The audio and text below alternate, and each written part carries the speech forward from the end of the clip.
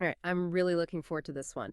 We're talking about Ruben Östlund's 2017 film, The Square, a movie I found incredibly thought-provoking and honestly, yeah, a bit uncomfortable.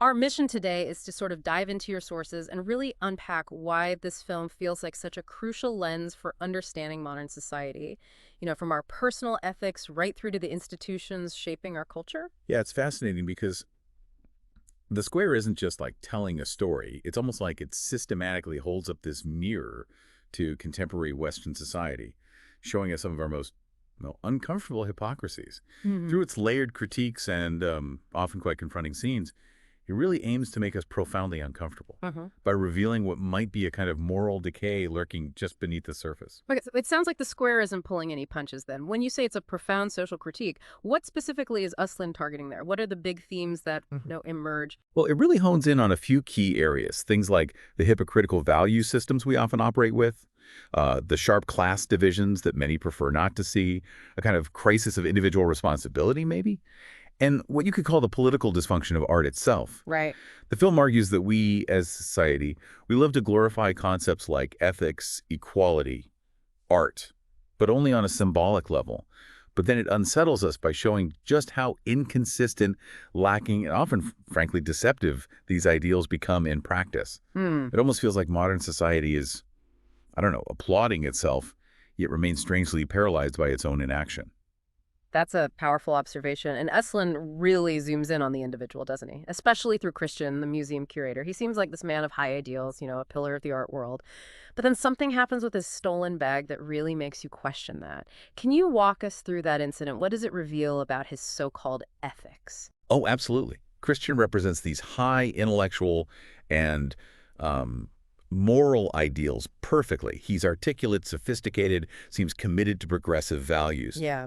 But when his phone and wallet are stolen, his response is, well, it's quite shocking. He resorts to this elaborate, almost threatening scheme, leaving anonymous letters in apartment blocks in a low-income area, basically accusing people who are, almost certainly innocent. Wow. And this specific incident, it just perfectly symbolizes the gap between the fantasy of being a good person, this image Right. that many in the modern upper middle class like to project, and the self-serving, sometimes ethically bankrupt reality of their everyday actions. It lays bare just how hollow the ideal of the ethical individual can become when faced with even a minor personal inconvenience. Hmm. And it's not just the bag incident. I mean, throughout the film, Christian's actions repeatedly show this disconnect between his stated ideals and his actual behavior. That individual hypocrisy, Christian struggle, it feels like it mirrors larger issues, especially within the art institutions he works for. What's particularly striking is how the film uses the square installation itself, this supposed beacon of empathy, to expose the hollowness within that art world. Mhm. Can you unpack that critique for us? Absolutely. The installation of the square, it's this beautifully simplistic idea, isn't it? A designated space where everyone is supposed to be treated with empathy and equality. Yeah. Yet in the film, it holds almost no real meaning for anyone beyond its symbolic value. It's just there. Yeah. It highlights how art has become this idealistic, yet often ineffectual symbol. Hmm. Art institutions appear to offer critique and challenge, right? Right. But the film suggests they've actually become deeply embedded within the very system they claim to critique. Mm. And this is where Pierre Bourdieu's concept of cultural capital comes in handy. Ah, cultural capital. Okay, that's a term that gets thrown around a lot. How should we think about that here? Well, think of it like this. Just as money gives you economic power, your education, your refined tastes, how you speak, your knowledge of art, all these things act as a kind of social currency or cultural capital, as Yep. Bourdieu calls it. It opens doors, Mm-hmm. grants you access to privileged positions, gives you a certain standing in society. Okay. So in the context of the square, if an action is driven not purely by ethical motives, but by the pursuit of social gain, if Yeah. it's about looking good, Right, the appearance. exactly, then it's an effort to reinforce that cultural capital. For instance, if Christian helps a homeless man, is it purely out of compassion? Or is it partly, maybe even subconsciously, to be seen as a good person? The film constantly asks that question. Yeah, at least it's ambiguous. It does. And similarly, if the museum emphasizes social equality, is it for genuine social change? Or is it to construct an image of itself as sensitive, critical, and visionary, thereby investing in its own cultural capital? The film strongly suggests that ethical values, for many, stem not from a sincere sense of responsibility, but from a need for, well, image management. That's a really sharp point. And speaking of appearances versus reality, the film also lays bare a harsh, often invisible reality of class division. How does Christian's comfortable position within high culture highlight his profound disconnection from marginalized groups, like the homeless or the working class? The film does this masterfully, I think, and intentionally. It places these often invisible groups directly in Christian's path. And it creates this real sense of discomfort for you, the viewer. You see it in his condescending attitude toward a beggar, for example, or how his offers of help feel more like a performance game. He's doing it full the look, not out of true compassion. Right, it feels awkward. It does. These moments really make you question the modern liberal individual's real connection to solidarity. Is it genuine? The Square is especially incisive as a cinematic examination of the myth of the Scandinavian welfare state. Ah, interesting. So it's challenging that specific ideal. Very much so. It exposes the deep class fissures and elitist contradictions within a society that outwardly appears equal and inclusive. So how does the film actually show this visually? Well, it often uses physical space to visualize these differences. It's quite stark. Yeah. You see the contrast between Christian's luxurious minimalist apartment and neighborhood, Yeah. and the cramped, rundown apartment blocks where he goes to leave those threatening letters. Yeah. And the homeless characters, they're often used almost as background props. They're visible, sure, but entirely unrepresented in the dominant narrative. They symbolize a class that is hidden in plain sight, ignored, despite being right there. That's a powerful use of visual storytelling, definitely. Which brings us to media. The film savagely satirizes contemporary art's obsession with visibility, especially on social media. Tell us about the museum's viral advertising campaign for the Square, and what that ultimately reveals about media in our hyper-connected world. Oh, that campaign. It's truly shocking, isn't it? It features this video where a small girl is depicted being blown up inside the Square installation. Yeah, it's jarring. Totally jarring. And this imagery completely contradicts the artwork's own foundational idea of an empathy zone. But the aim isn't to evoke empathy. Not really. So what is it then? It's to get clicks, to create buzz, to increase visibility at any cost. The true goal of the campaign isn't to communicate an artistic message. It's to trigger algorithms and generate reaction-provoking content. It's pure spectacle. So it's about the spectacle, not the substance, like you said. Exactly. And this portrayal can be read through Jean Baudrillard's concept of hyperreality. Okay, hyperreality. How does that fit? It's where reality itself becomes secondary and its simulation becomes dominant. The girl's explosion isn't a real event, obviously, but it's portrayed as one.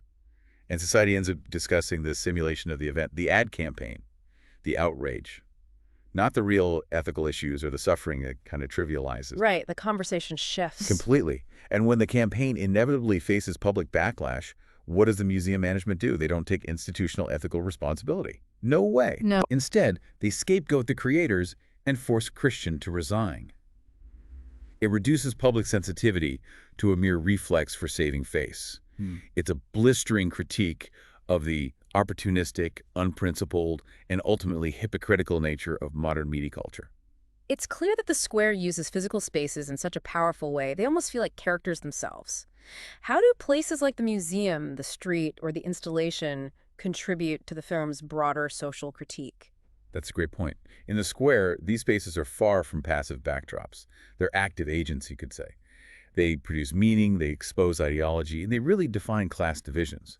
Each space becomes a reflection of a social order, a class position, a moral dilemma. So the museum, for example. The museum, yeah. It isn't just a building. It's portrayed as the temple of modern elitism. It's a site where cultural capital is produced, where class privilege is constructed, and where these symbolic ethical discourses are performed. It simulates the conscience of the modern welfare society while remaining entirely detached from real responsibility. It's all posture. And what about the contrast with the street? The street becomes the stage of the invisible, right? The realm of those excluded from the system. It's a space of risk and uncertainty where real life and systemic injustice become starkly visible. And it's where Christian's bourgeois comfort, his whole sense of control, quite literally disintegrates. Okay. And the apartment blocks. The apartment blocks visualize class division even more clearly. Compared to Christian's upscale neighborhood, these are cramped, run down, purely functional.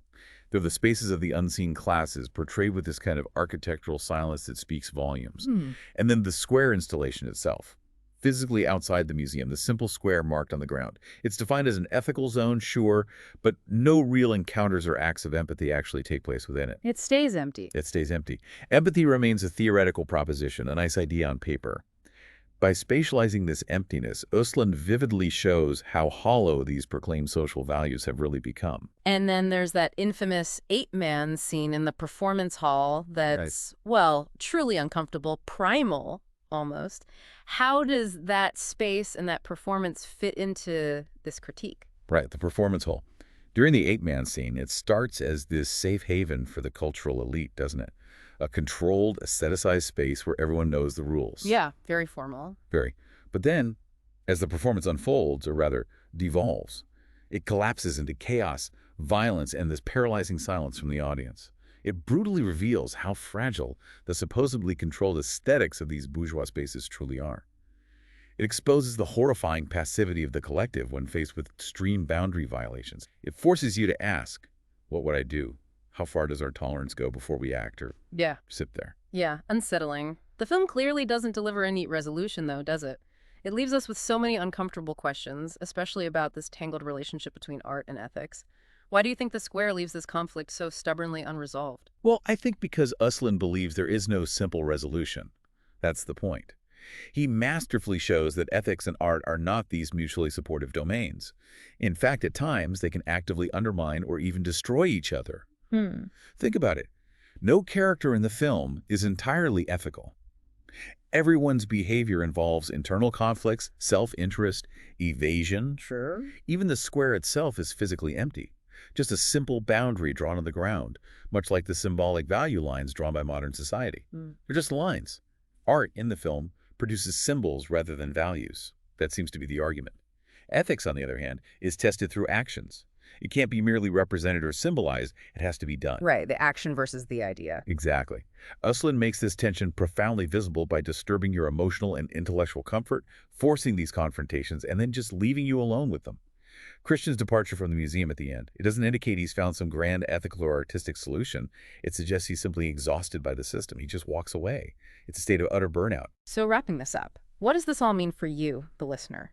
The Square feels like a really powerful satirical look at how our society often prioritizes the appearance of being ethical or artistic or inclusive over the genuine practice of those ideals. It exposes the hidden inequalities and the insidious ways institutions commodify culture and displace responsibility. Yeah, exactly. The film doesn't lecture or deliver a definitive message.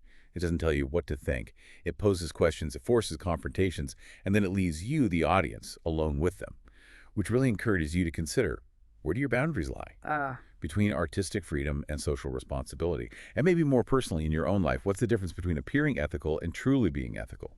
It's certainly something to really mull over long after the credits roll.